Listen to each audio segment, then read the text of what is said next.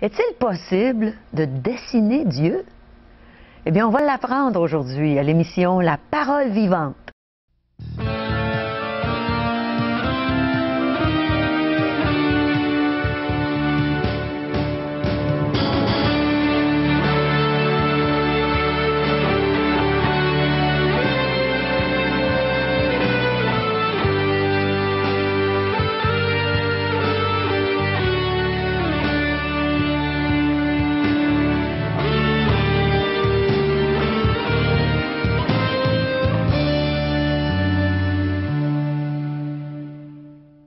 Bonjour, chers amis. Bienvenue à La Parole vivante. Et aujourd'hui, le pasteur Régent Joly va nous aider à voir combien Dieu nous aime à travers les enseignements qu'il va nous apporter. Et aussi, on va entendre le témoignage de Noémie Côté, une jeune femme qui va à la même église que moi. Vous allez aimer son témoignage. Ça m'a touchée quand je l'ai entendu. J'en suis venue les larmes aux yeux. Et on va entendre un chant de Corinne Lanquetin. Je dis toujours qu'elle chante comme un ange et vous allez être d'accord avec moi quand vous allez l'entendre, je suis certaine. Et n'oubliez pas, on s'intéresse à vous, on veut entendre vos questions, on veut entendre vos commentaires. Alors appelez-nous à 1-877-l'Espoir, 1-877-537-7647 ou visitez notre site web espoir.ca. Bonjour Régent. Bonjour Caro, laisse-moi te dire que tu as un bel intérêt pour nos téléspectateurs. À chaque fois, tu les invites à nous écrire, à donner leurs commentaires, à nous partager leurs réactions face à ce qu'ils entendent. Et aujourd'hui, je vais vous parler d'une personne qui a aussi un grand intérêt pour chacun des téléspectateurs. Oui. On va retrouver dans tout cela le sens de notre existence. C'est Dieu qui nous aime. Dieu, par amour, nous a créés afin de partager l'être qu'il est avec nous. Dieu est amour, nous dit les Saintes Écritures. On retrouve ça dans 1 Jean, chapitre 4, verset 19. Pour nous, nous l'aimons parce qu'il nous a aimés le premier. Oui. Et cet amour qui se manifeste ici-bas sur cette terre nous rejoint, chacun d'entre nous. On va regarder ça avec plus de détails, avec d'autres textes bibliques et puis avec beaucoup d'illustrations qui vont nous faciliter la compréhension de cette vérité. Oui, et on va entendre justement parler de ce grand amour à travers le témoignage de Noémie Côté.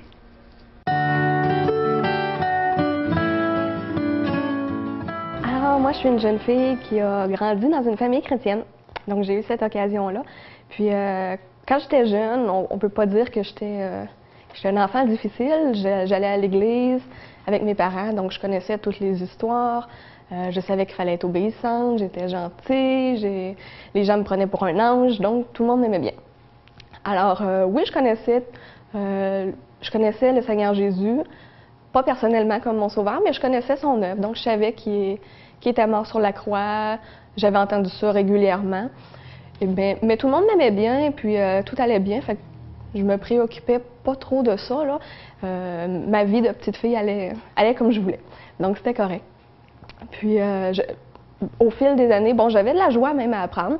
Je me suis aperçue que ça m'amenait une paix de pouvoir connaître les versets, de pouvoir apprendre qu'est-ce que Dieu faisait, oui, mais pas au point de dire, bon, j'ai besoin d'un sauveur présentement, parce que dans ma vie, je voyais pas que j'avais vraiment besoin de rien, tout allait bien. Et puis, quand j'ai eu 12 ans, j'allais à l'école chrétienne, et puis à ce moment-là, on est allé en voyage à Ottawa. Et quand on était un soir, je me souviens avec les dames, puis avec toutes les filles de notre classe, puis là, ils nous ont dit « OK, ensemble, on va compter nos témoignages ». Fait que là, bon, OK, on compte les témoignages, c'est un mot qui venait régulièrement. Puis là, les filles commencent « Bon, moi, c'est arrivé comme ça, moi, c'est arrivé... » Puis là, au fur et à mesure, je m'apercevais que moi, j'avais rien à dire, dans le fond, que tout ce que j'avais, c'est « Oui, je connais toutes les histoires, mais ça me sauve pas, tu sais. » Donc, c'est ça, au fur et à mesure, bon, quand mon tour est venu, j'étais gentille, j'étais celle que tout le monde aimait, c'était sûr que j'étais sauvée, tu sais. Donc, bon, j'ai conté une histoire que je savais que ça allait passer, là, que c'était correct. Mais ça m'a mis en moi pas nécessairement juste le doute, c'était vraiment le fait que non, j'étais pas sauvée. Ça m'a troublée. Puis, pas longtemps après, c'était à l'église, à Saint-Jean-Chrysostome, il y a un prédicateur qui est venu. Puis, il parlait que... il parlait du fait que si on meurt puis qu'on n'a pas accepté Jésus, à ce moment-là, on est séparés de Christ pour toujours. Ça m'a vraiment marqué. Ça m'a marqué parce que je savais que moi, c'était pas mon cas. Que malgré le fait que tout le monde m'aimait, que je connaissais toutes les histoires, ben je m'en allais pas au ciel. Donc, au fur et à mesure, bon, ça m'a tellement marqué. Après avoir entendu ça, après quelques jours, j'ai pas de date, je peux pas dire j'ai été sauvée le 22 février, mais je sais que j'ai accepté Christ comme Sauveur et Seigneur. Je dirais comme Sauveur et Seigneur, Seigneur, c'est venu après. J'ai pris le côté Sauveur plus vite, donc il est devenu mon Sauveur, puis il est devenu mon Seigneur par la suite. Et c'est ça, même si j'ai pas de date, je sais, j'ai la conviction que je suis sauvée, que c'est pas parce que je suis gentille, que c'est vraiment à cause de Christ, qu'est-ce qu'il a fait sur la croix, qui a pris mon péché, que même si j'étais gentille, j'avais quand même une dette envers lui. Alors c'est comme ça que je suis devenue son enfant. Et ce que ça a produit en moi, c'est un désir vraiment de vouloir le servir. Pas parce qu'il faut, pas parce que je suis obligée ou que quelqu'un attend ça, mais parce que c'est juste un retour juste de ce qu'il a fait pour moi.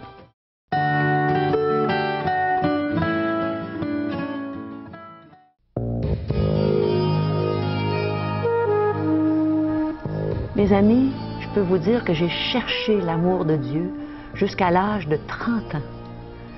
Et j'ai découvert à 30 ans que l'amour que je cherchais, c'était l'amour de Dieu. Je cherchais le grand amour, mais c'est l'amour de Dieu que j'avais besoin. Puis c'est de ça qu'on va entendre parler, n'est-ce pas, Régent? Tu avais le mal de l'âme.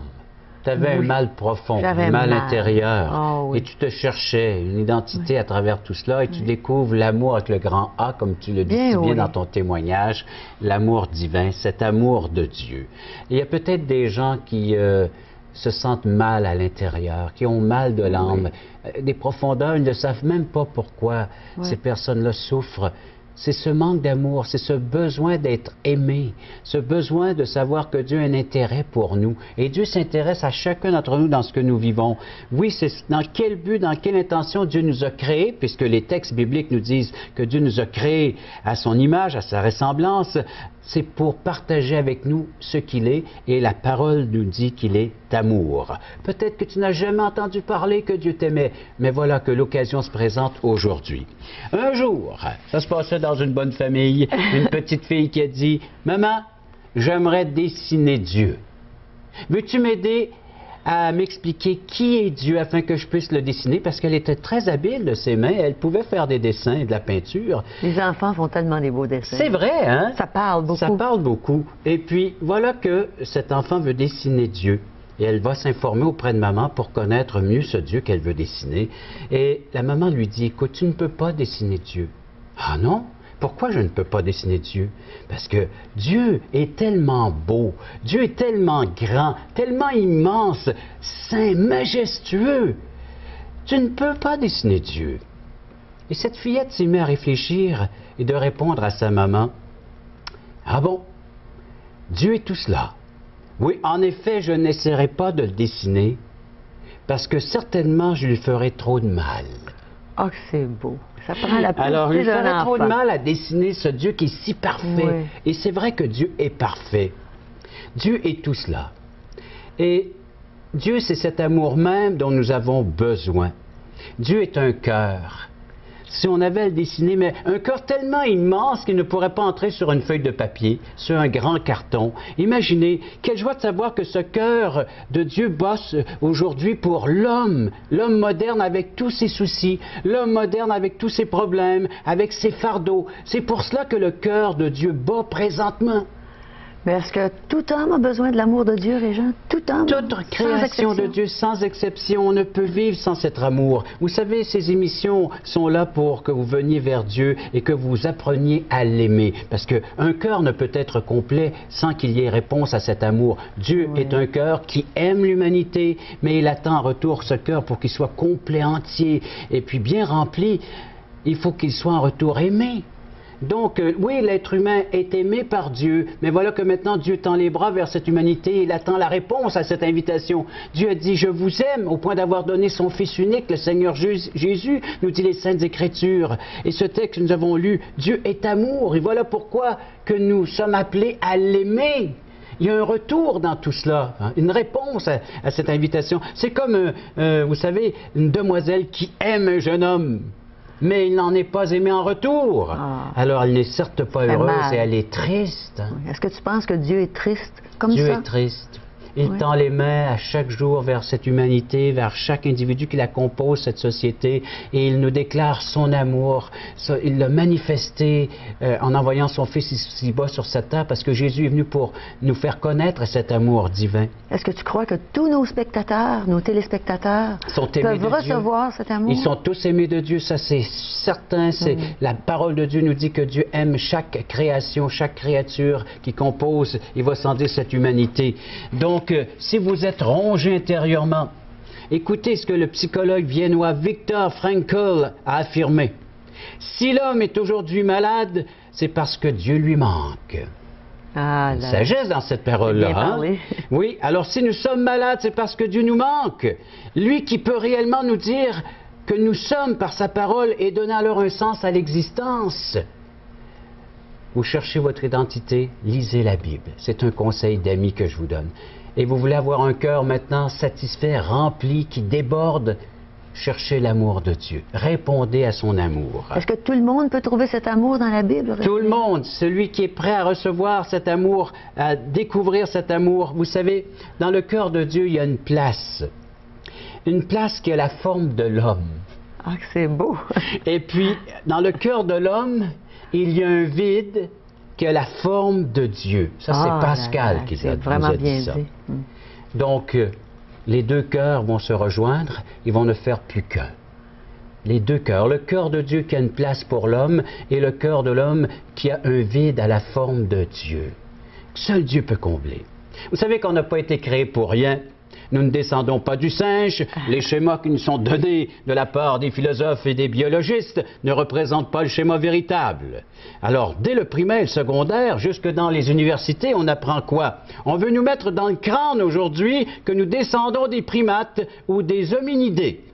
Et qu'une fois debout, l'homme a été appelé l'Homo erectus, et cet Homo erectus, issu des primates, a donné naissance bien longtemps après à ce qu'il est convenu d'appeler l'Homo sapiens. Oh là là. Doté du langage articulé, alors, mais tout cela par pur hasard, puis l'Homo sapiens a donné naissance à l'Homo faber, l'homme qui fabrique. Alors cet homme qui fabrique, et quand on fabrique, il faut consommer. Hein? Alors donc, beaucoup même, aussi l'Homo faber a-t-il donné naissance à ce que nous pourrions appeler aujourd'hui, là, c'est une invention, là, ce mot, c'est l'Homo boulimus. Hein? Nous sommes saisis de boulimie aujourd'hui dans tous les domaines. Alors donc, mais revenons au schéma. Est-ce que Dieu est aussi compliqué que ça? Non, c'est ce qui est formidable, Dieu est très simple. Mais l'Homo faber a donné naissance à l'homme que nous sommes aujourd'hui et que nos savants appellent l'Homo technicus. Bon. Aujourd'hui, il faut être technicien au disparaître plus que jamais de notre siècle qui vient pousser la spécialisation de tout domaine et cela fait trembler en nous. Il laisse entrevoir que nous pourrions appeler ceci encore très personnel l'Homo extinctus, c'est-à-dire que l'homme qui risque de disparaître à cause de ses inventions.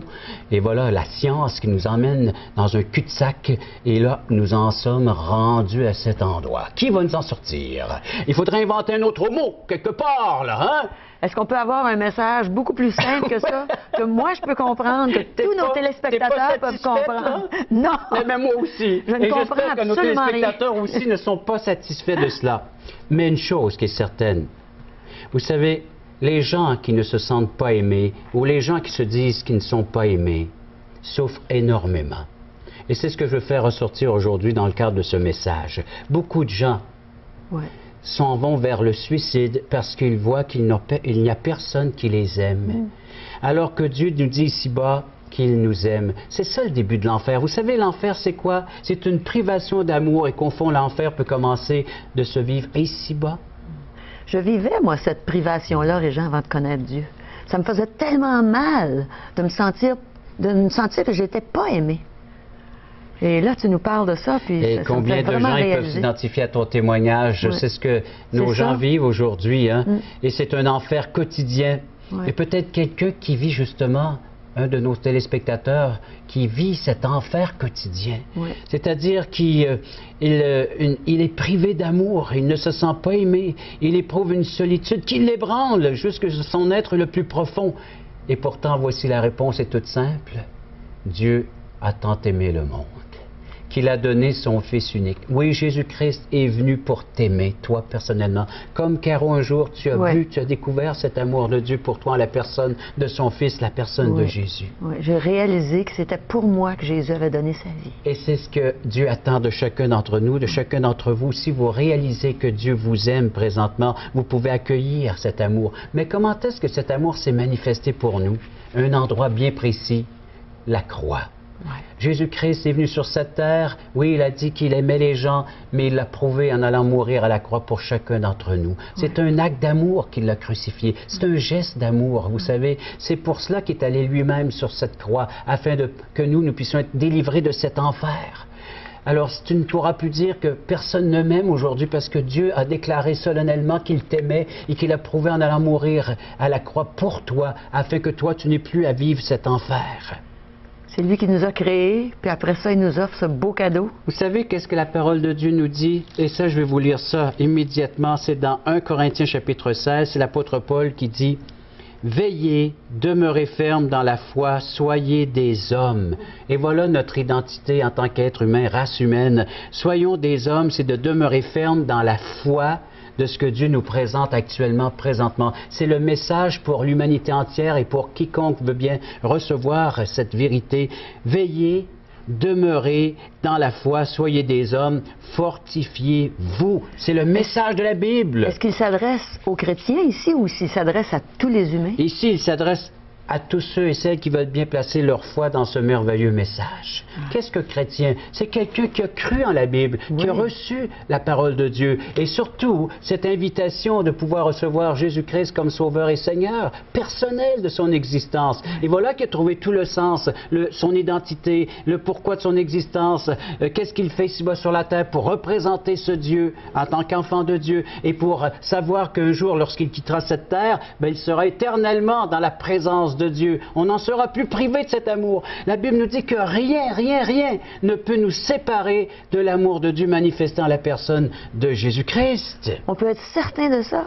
C'est la certitude, c'est l'assurance. Si tu fais ce que ce verset vous dit de faire, nous dit de faire, veillez, demeurez fermes dans la foi et soyez des hommes, fortifiez-vous. Alors, savez-vous que sans Christ, nous ne sommes pas des hommes comme Dieu le veut? Nous sommes des hommes manqués, nous dit les Saintes Écritures. Pour être un homme ou un être humain complet, entier, j'ai besoin de la foi placée dans la parole de Dieu et dans son œuvre, la personne de Jésus-Christ. Connaissez-vous l'expression « un garçon manqué » ? Oui. Hein? Je connais. Alors, c'est une fille qui aurait dû être un garçon, par son tempérament, hein? Ses manières d'être, mais qui est une fille et qui se sent mal dans sa peau de fille. Oui. C'est ça, un garçon manqué. Hein? Oui, on en parle beaucoup d'aujourd'hui. Oui, aujourd'hui, il y a beaucoup de gens qui auraient voulu être soit de l'autre sexe. Puis ils veulent changer. Puis ils veulent changer. Une transformation. D'où ça vient tout cela? La Bible nous le dit. Ça vient du fait qu'on a mal en soi, on a mal à l'âme. C'est un mal profond parce que, oui, pour être des hommes faits, pour être les hommes ou les êtres humains que nous devrions être, c'est en recevant le pardon, la réconciliation, le message que Dieu nous laisse. Est-ce que tu veux dire par ça que quand même on ferait tous les efforts possibles pour changer, on ne pourrait pas changer? On ne pourrait jamais être satisfait. Sans Dieu, on ne pourrait être complet. On est des êtres incomplets. Il nous manque cette partie de Dieu dans notre cœur, dans notre âme. Vous savez que si on regarde un peu l'étymologie du mot péché, là, ça veut dire manquer. Alors, si aujourd'hui j'étais grec, là, et puis supposons j'ai manqué ma rue, là, j'ai dit j'ai péché. J'ai manqué de rue. Hein? Alors, ou bien je suis en train de tirer une flèche vers la cible, puis je manque la cible, je peux dire j'ai péché. J'ai manqué la cible, j'ai loupé la cible. Alors c'est ça péché. Et donc j'ai manqué ma vie. Puis c'est quoi la cible? La cible, alors je réalise aujourd'hui, je dois dire, j'ai manqué ma vie tant ou si longtemps que je ne me tourne pas vers Jésus-Christ et là maintenant de toucher la cible, c'est ça. De savoir que Jésus-Christ a payé entièrement la dette de mon péché pour que j'en sois délivré. Nous avons péché, nous avons manqué cette vie que Dieu avait pour nous, nous sommes passés à côté, mais le Christ est venu pour nous rattraper et nous replacer sur l'orbite. Et Jésus-Christ a dit, je suis la vie, en lui je retrouve tout le sens de mon existence et de mon éternité.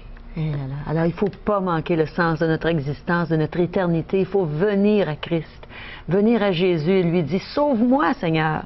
Seigneur, je suis un pécheur perdu, sauve-moi. Alors, méditons sur le beau message de Régent et écoutons ce beau chant de Corinne Langtin, Seigneur, je m'imagine.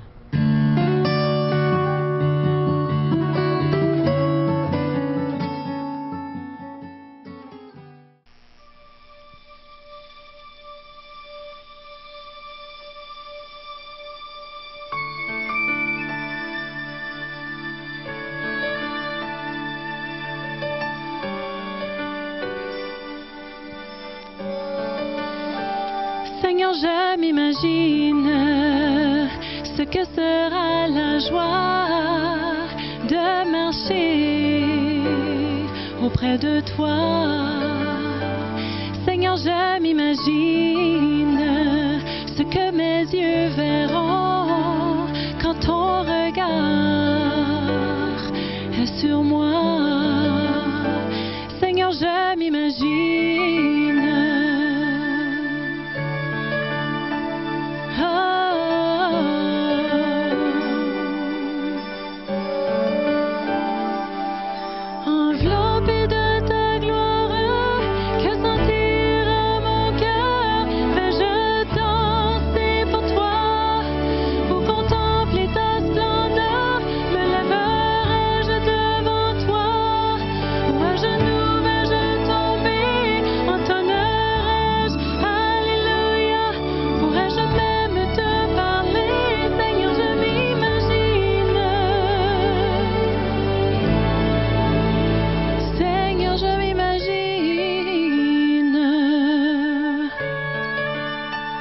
Seigneur, je m'imagine que quand viendra ce jour, je serai pure devant ta sainteté. Seigneur, je m'imagine que ce que je ferai sera à jamais t'adorer. Seigneur, je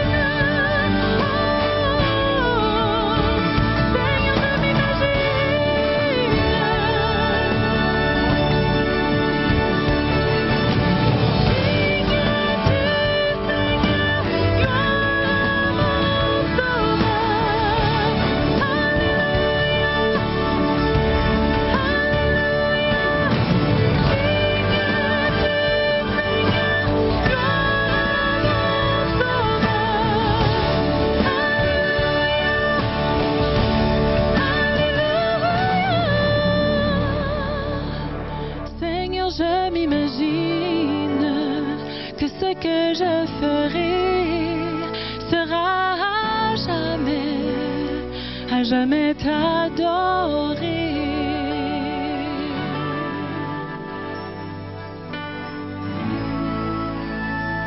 Seigneur, je m'imagine.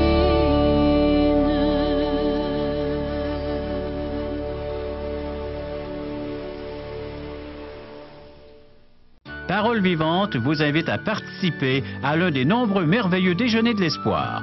Ces déjeuners ont lieu dans plusieurs restaurants réputés de la région et vous sont offerts gratuitement. Venez entendre le témoignage d'une vie transformée par la puissance de Dieu. Pour connaître les détails concernant l'endroit, la date et l'heure pour votre région, composez le 1-877-537-7647 ou notre site web www.espoir.ca.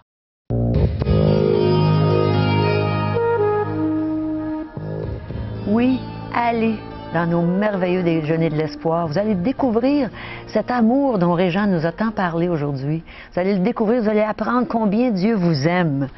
Et on va vous donner des petits cadeaux aussi, puis on vous en donne aujourd'hui. J'ai pas seulement un bel offre, mais j'ai une bonne offre. Ah oui? Parce que c'est pour nourrir notre âme. Comment répondre à cet amour que Dieu à nous manifester à chaque jour. Vous lisez l'Évangile de Jean, vous allez découvrir ce que c'est que cet amour divin. Le premier livre que j'ai lu dans la Bible. L'Évangile de Jean, on l'offre gratuitement, mais aujourd'hui l'espoir, c'est Jésus, c'est le message de la Bible qu'on offre. Oui. Et également en contact, avoir cette relation avec Dieu. Oui. Dieu nous a laissé sa parole, comment y répondre? Alors on lit cette parole et on réagit selon les propos qu'on y lit. Oui. Alors donc, soyez là pour pouvoir réagir à la parole de Dieu et les questions fondamentales, existentielles. Qui ne veut pas savoir d'où je viens, où je suis, puis qu'est-ce qui va m'arriver dans l'éternité? Oui.